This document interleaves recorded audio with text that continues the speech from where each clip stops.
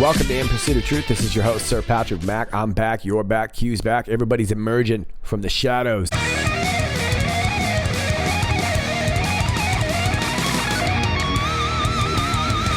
Oh, what a shadow world. Fist bump your neighbor, grab your coffee or whatever it is you're drinking. Have a seat. Let's get started.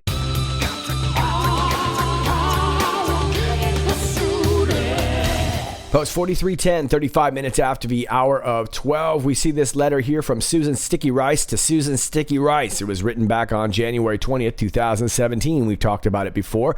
This was just a printout of an email. Now, I want to point out that this was from Catherine Herridge originally, so anything that's probably behind these papers, I don't imagine are any kind of clues. There have been a lot of people asking me about this stuff, but I'm not so sure. It looks like she's got a ton of different things, but this was CBS's Catherine Herridge, not a picture from Q, so I don't imagine there were any purposeful clues being tossed in here. We're just looking at this here, in particular this last paragraph that we've talked about before, but Q is highlighting it here. Relevance regarding Susan Rice, top secret D-class paragraph, and this last paragraph is this last paragraph right here. From a national security perspective, Comey said that he does have some concerns that incoming NSA, Flynn being Michael Flynn, is speaking frequently with Russian Ambassador Kislyak. Comey said that could be an issue as it relates to sharing sensitive information. President Obama asked if Comey was saying that the NSC should not pass sensitive information related to Russia to Flynn. Comey replied, potentially. Okay, so this was written in January of 2017, but this was going on well before this, right?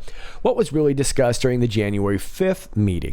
Hussein, being Barack Hussein in the membrane, order preventing sharing of intel regarding Russia? Well, it looks that way. Would such an order shield Hussein admin from discovery regarding Obamagate? Well, I'm sure it would help. I'm not so sure that that was the only step. There were a lot of steps being put into place to make sure that none of this was seen. Would such an order shield Clinton camp from discovery regarding Clinton DNC Russian collusion? As you remember, it was the DNC that paid Fusion GPS to drum up the Steele dossier. Would such an order be known to POTUS or classified? Well, it looks like you're suggesting that it was classified, right? If classified, how could it be discovered? Well, it would have had to have been discovered before the fact, or it would have had to have been discovered by somebody who saw it being classified. And of course, if they're releasing that information, there's going to be a world of trouble because it's classified. Now we're talking about Admiral Mike Rogers, who's very key here. And it says here, NSA Mike Rogers step down, retire date. NSA Mike Rogers Trump Tower SCIF secure date. Well, I'm not exactly sure what we're getting at here with this first one because he stepped down later on in May of 2018. But he actually went to this Trump Tower SCIF meeting with President Trump back in 2016. So let's do a little timeline here. Back in June of 2016, the Obama admin files a request with the FISA court to monitor Donald Trump and other advisors. That first one was denied. Now later in October 2016, there was a second one, a more narrow request, and that one was approved. Now on November 8, 2016 was when the actual elections were held. On November 17th, 2016, this is when Mike Rogers travels to New York, meets with President Donald Trump, and that's this meeting that we're talking about here in a SCIF, being a sensitive compartmented information facility. And he was letting Trump know that he was being spied on. The very next day, they pack up and move to Jersey. Also, the very next day, Brennan, Clapper, Carter being Ashton Carter pushed to terminate NSA Mike Rogers date. So that would have been November 18th, the very next day. And they recommended it through a Washington Post article. This Washington Post article came out on the 18th. So it was the very next day. So this information was traveling very fast, suggesting that somebody was listening. The heads of the Pentagon and the nation's intelligence community have recommended to President Obama that the director of the National Security Agency, Admiral Michael S. Rogers, be removed. The recommendation, delivered to the White House last month, was made by Defense Secretary Ashton B. Carter and Director of National Intelligence James Clapper Jr., according to several U.S. officials familiar with the matter. Q asks, how do you circumvent the shadow intel community? Well, you got to develop your own, and that's what this article is talking about here. This is from The Intercept from 2017, December 4th. Trump White House weighing plans for private spies to counter deep state enemies. The Trump admin is considering a set of proposals developed by Blackwater founder Eric Prince and a retired CIA officer, with assistance from Oliver North, a key figure in the Iran-Contra scandal, to provide CIA Director Mike Pompeo and the White House with a global private spy network that would circumvent official U.S. intelligence agencies, according to several current and former U.S. intel officials and others familiar with the proposals. The sources say the plans have been pitched to the White House as a means of countering deep state enemies in the intel community seeking to undermine Donald Trump's presidency.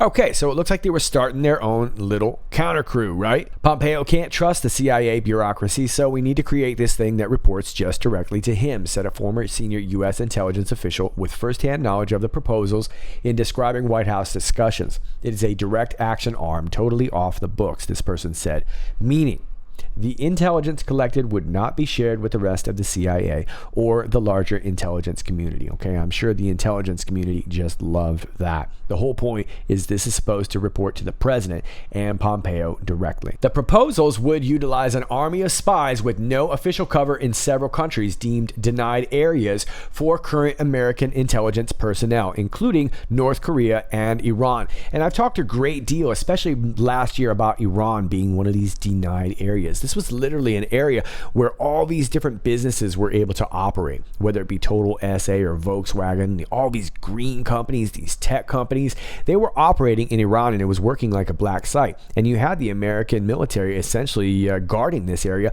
but they were denied access themselves.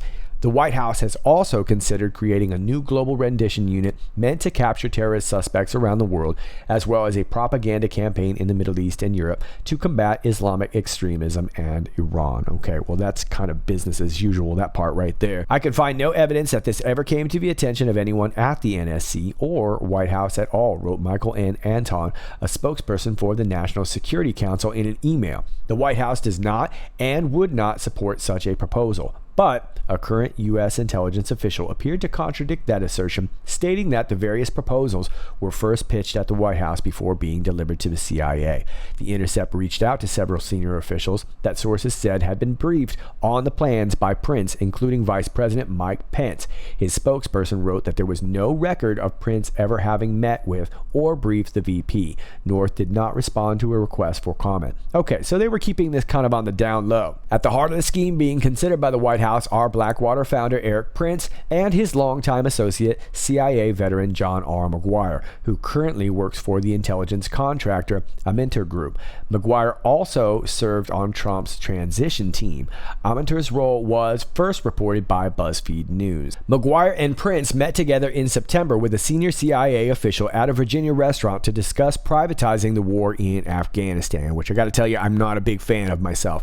Prince told a top fundraiser that McGuire was working on part of his Afghanistan plan, characterizing it as the first part of a multi-pronged program. The fundraiser added that Prince never directly asked him for money, but sources close to the project say McGuire did seek private funding for Aminter's efforts until a CIA contract materialized. They've been going around asking for a bridge loan to float their operations until the CIA says yes, said a person who had been briefed on the fundraising efforts. So here's the meat of the matter right here. McGuire said there were people inside the CIA who joined in the previous 8 years under Obama and inside the government, and they were failing to give the president the intelligence he needed, said a person who was pitched by McGuire and other Aminter personnel.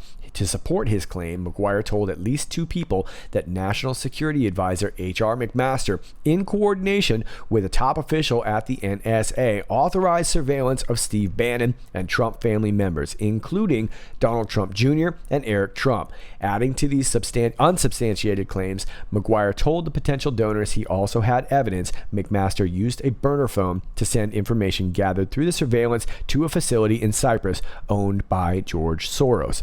Okay, and I'd like to also add that it was H.R. McMaster that was really pushing for the firing of one Ezra Cohen Watnick, who had also been not very popular, very much like General Flynn, his protege. They were kind of enemies of the NSC, it appears. So here we got a guy like H.R. McMaster sending intel by way of a burner phone to some sort of group run out there in Cyprus by George Soros, who has a vested interest in destabilizing Russia, has come out and directly said it by way of Ukraine as a proxy.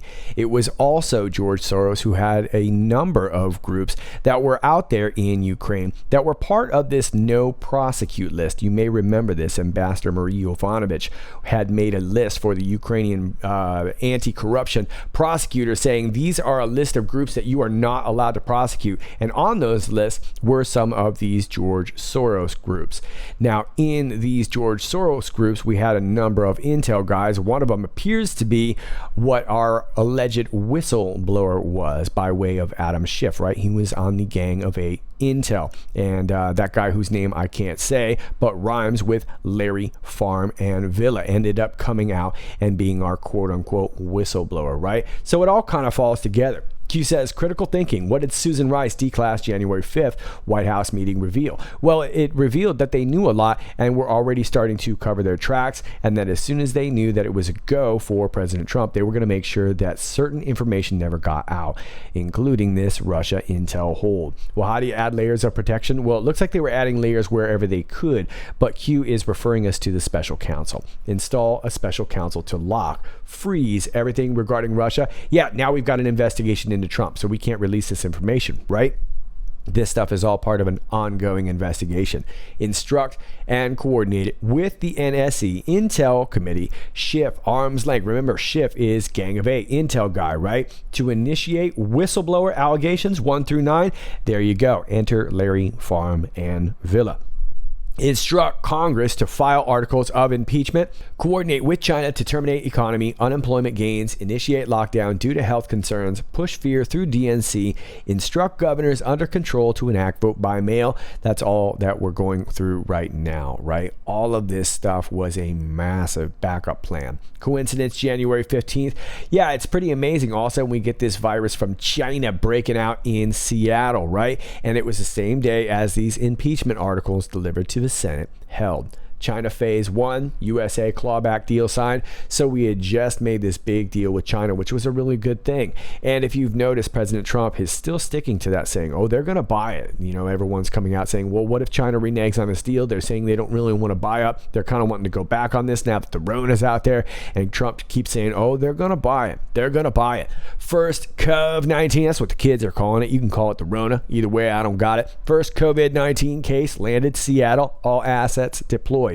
Yeah, what a big plan, right? So all this goes through. The Mueller report is a failure. And there's so much involved here with so many nations that this is a multi-pronged attempt to make sure that nobody gets this out, meaning that they were willing to put you under lockdown to keep you from seeing the truth. Win by any means necessary. Everything is at stake. Welcome to the shadowy president of Barack Hussein in the membrane, Obama.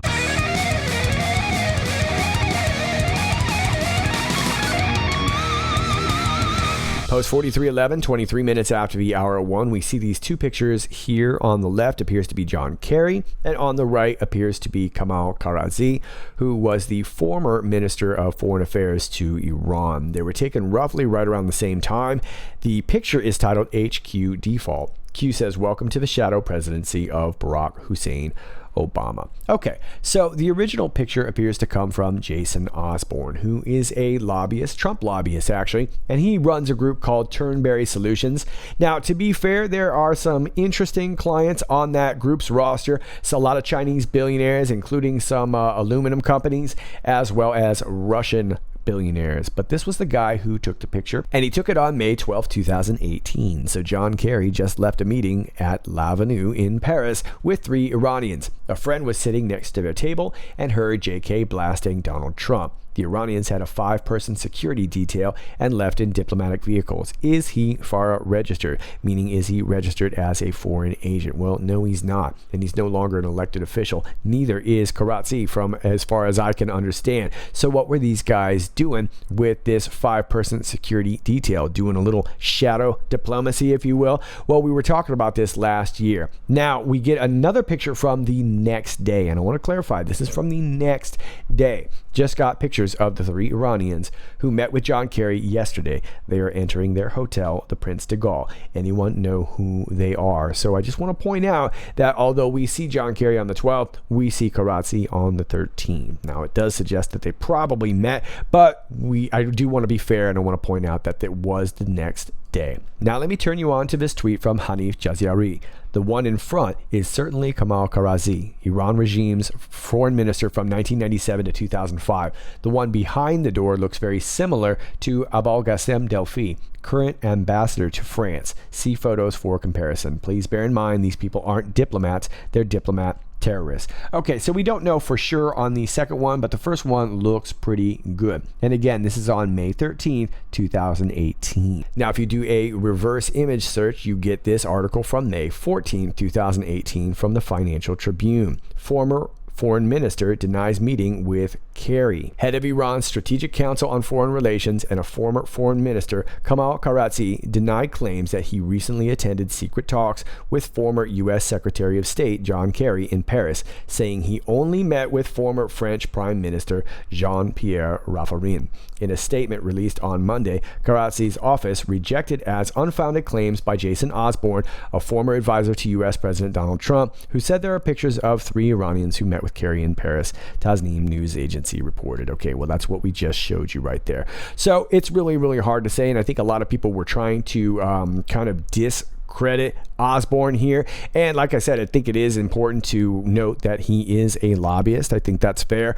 But this picture does suggest here that obviously they were meeting with France, like they said, and we don't see John Kerry in this picture. We do see John Kerry from the day before. So it really is a little bit difficult to place given what we have. Now, if indeed Karazi was meeting with John Kerry, that would be a pretty big deal for both of them. That would be breaking the Logan Act on John Kerry's part. And of course, that's the same thing they tried to go after Flynn with, right? But Karazi should definitely not have been meeting with John Kerry. And again, I'm interjecting that we don't exactly know. Those pictures are not completely damning.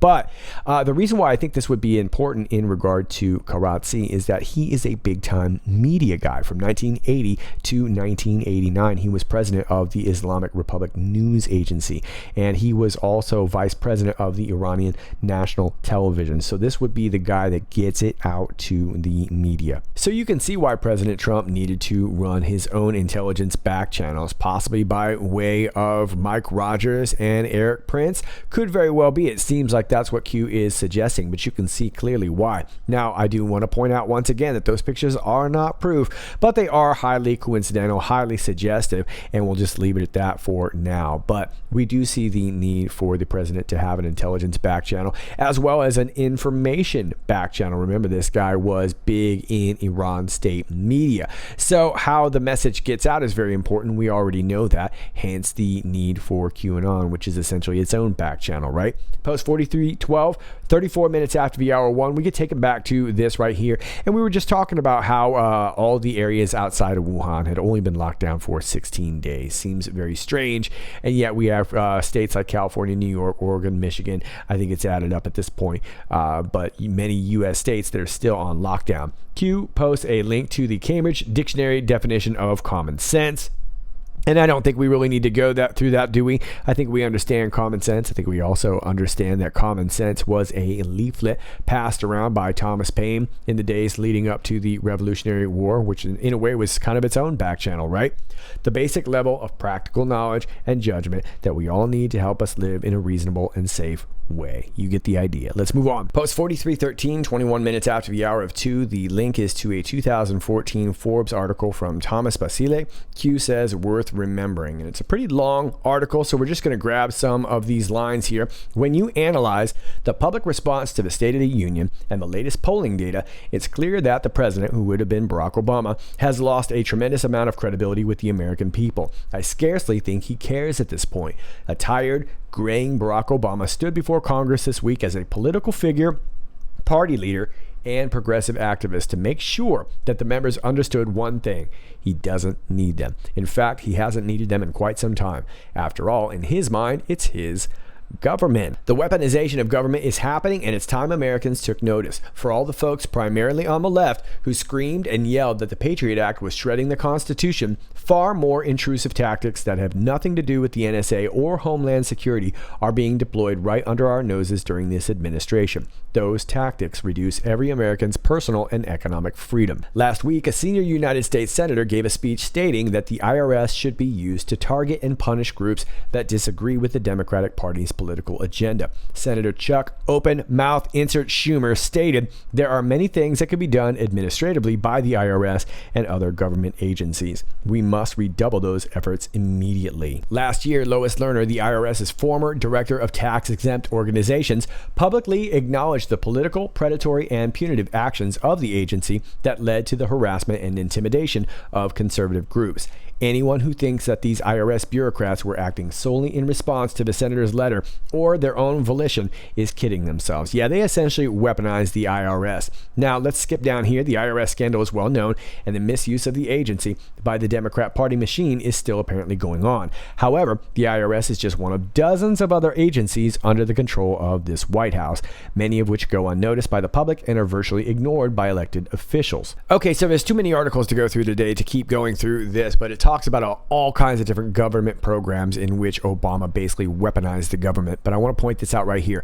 Last week, he indicated that no one should have to wait more than 30 minutes to vote. Sounds like the kind of ambiguous language that could lend itself to loosening voter requirements, or at least another innocuously named government agency to investigate voter behavior. Then there's the Bank on USA program and its network of nonprofit lenders, which could be soon the vehicle for taxpayer funding of high-risk loans. The list goes on and on. And indeed it does. And we are moving on to 43:14, 56 minutes after the hour 2. We get a Guardian link right here. Once again, Q says the shadow presidency. This is from 2017. Trump debuts in Europe as Obama returns to stir nostalgia for the old days. Donald Trump makes his European debut as U.S. president this week, just as his predecessor, Barack Obama, returns to the continent for his first visit since relinquishing the White House in January. And this is a bit of a hit piece towards Donald Trump, of course. It's the Guardian, but it talks a lot about how Barack Obama is also traveling around the world. It talks about this speech that he gives alongside German Chancellor Angela Merkel at Berlin's Brandenburg Gate. The Obama Foundation says the invitation from Merkel came before the U.S. election, so the fact that he's in Europe at the same time as Trump is pure coincidence. I'm sure it is. And that's essentially what this whole thing is about. Obama going around the world just as pure coincidence, conducting some of that shadow diplomacy. We see more examples in 43:15 at 3 o'clock. This was an independent article from November 2017, and this was when Obama was going to China and India. The 44th president's trip to India will come on the heels of first daughter Ivanka Trump's visit to the same country. President Donald Trump recently finished a 5-nation tour of Asia when he met both Mr. Xi and Mr. Modi. Ms. Trump, who is also a White House advisor, recently met with Mr. Modi during her trip at the 8th Global Entrepreneurship Summit in Hyderabad. Okay, so I think you see what's going on. We've talked about this before. A lot of he said, she said going on, having this little world tour. And meanwhile, while you have this new president trying to establish relationships with foreign leaders, you also have Mr. Obama going around getting in the way. Post 43:16, 9 minutes out to the hour of 4, we get this Twitter status to QAnon 2020. Modeling shows coronavirus pandemic in the U.S. could be over by November. Wow, would you look at that? It's got a big slope. It goes all the way up, and then it goes all the way down. Science. That's right. science. It's made by complex modeling developed by Singapore University of Technology, so you know it's got to be full of science. Q says, fear not, all will be well right after the election. Is this about the virus or the election? Well, we've talked extensively about this, and I think we all know the answer. Post 4317, 20 minutes after the hour of 6, we get a Twitter status to Prager University. The Democrats were on the wrong side of just about every meaningful controversy of the past 200 years. Check it out. Since its founding in 1829, the Democratic Party has fought against every major civil rights initiative and has a long history of discrimination. The Democratic Party defended slavery, started the Civil War, opposed Reconstruction, founded the Ku Klux Klan, imposed segregation, perpetrated lynchings, and fought against the Civil Rights Acts of the 1950s and 1960s. In contrast, the Republican Party was founded in 1854 as an anti-slavery party. Its mission was to stop the spread of slavery into the new Western territories with the aim of abolishing it entirely. Q says, how do you change the narrative if facts are not on your side? Well, you just make it up. How do you con the people? You use the media. Form Congressional Black Caucus 1971 compartmentalized label. 2. Recruit and control black community leaders, net worth each. Yeah, take a look at a guy like Reverend Al Sharpton, who only shows up when it's time to race bait, right? But I'm sure he's making a little bit of coin. Alter, change, modify history in classrooms regarding Democratic Party history. Yeah, I'm sure you've heard this from one of your friends before, talking about this great switch. That was all bad. We used to be racist, but now it's the great switch. And everybody just switched. For whatever reason you would do that. I don't know why you would ever switch. You know, when they tell you that crap, you know what you say? You say, look at me. Don't look at me, but I mean, have your friend look at you. Look at your friend and tell them, look at me. All right, don't actually look at me. Have your friend look at you and say, look at me. I'm not putting up with that crap. Use corporate DNC media, MSM, push con, use 1, 2, 3, and 4 to drive echo chamber false. Idiotic, narrative bad, pro-slavery Dems, switch to there it is right there, switch to the Republican Party, and good anti-slavery Republicans switch to the Democratic Party. Yeah, I don't know. Why would you switch? Why would you ever switch? Great switch. I got your great switch right here. Welcome to the Democratic Party, Q. Post 4318, 32 minutes after the hour of 6, only when information, truth becomes free, uncontrolled, will people awaken to the levers of control placed upon them. Only then will people find the will to change. Only then will people regain control. Power. Post 4319, 56 minutes after the hour of 6. The Twitter status is to Caddy K, who says this headline is brutal. It's also accurate. It's from the WAPO on weekend, dedicated to war dead. Trump tweets insults, promo, blah, blah, blah, blah, blah, talking about how Trump is out there having a little golf game going on while millions are dying. Well, I think we all know what's going on. The Rona is settling down. We just saw the curve. It was going straight down. I don't know how accurate the graph was because it was from Singapore, but it looked like it was going straight down. Meanwhile, Trump's out there golfing, and all they can say is, hey, he's not wearing a mask. He's not wearing a mask. I'm not wearing a mask either. What? Nobody's buying what you're peddling, selling any longer. The MSDNC is dead. Then we get a YouTube link. On Saturday, former President Barack Obama went golfing at the Robert Trent Jones Country Club in suburban Virginia. He's a member there. Obama was driven to the course about 40 miles from his home in the District of Columbia by a government chauffeur. Here's a picture of it from Politico. If you look, you can see that Obama is clearly enjoying himself, and honestly, why wouldn't he be? It's beautiful out on the links and airy. You'll notice there aren't many people around, and that's because both Virginia and Washington, D.C. are still under quarantine. Everybody else is locked at home, as they have been for more than a month, but not former President Obama. For him, golfing at his country club was an essential activity. Now, 2 days later, after this picture was taken, the beleaguered residents of Washington, D.C. began to receive a public service announcement on their phones. The message had been recorded at the request of the D.C. government by Barack Obama's wife, the former First Lady, Michelle Obama. Here's what the message said.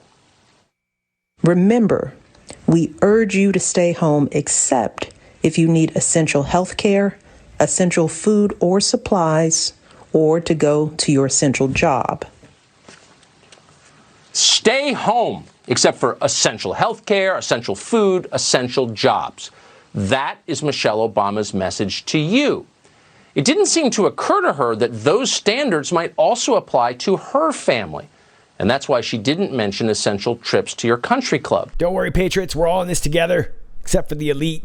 Hashtag, we're all in this together. I stay at home for Brad. I wear a mask for Brad. 43:20, 3 minutes after the hour of 7.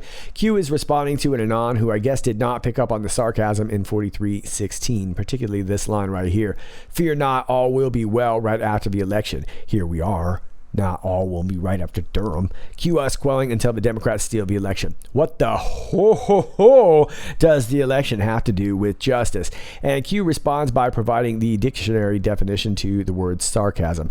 Reread drops regarding the Cub. That's the Rona. For those of you who don't know, it's a new thing that we're trying out here on the channel, calling it the Cub. I don't have it. Maybe you do. No offense if you do. Don't worry about it. And the election, last line should clarify, and the last line was, is this about the virus or the election? That's the truth right there. So Q was just being sarcastic, saying that the Democrats would say, all will be well just after you vote for us, after you mail in your vote for us. Evidently, the Anon didn't pick it up, and that's okay. It happens from time to time. Let's move on. 43:21, 8 minutes after the hour of 7. Anon says, I'm sorry you had to explain that. This board isn't what it was. Q says, popularity, growth, drives general, non-autistic expansion. The hive mind is alive and well.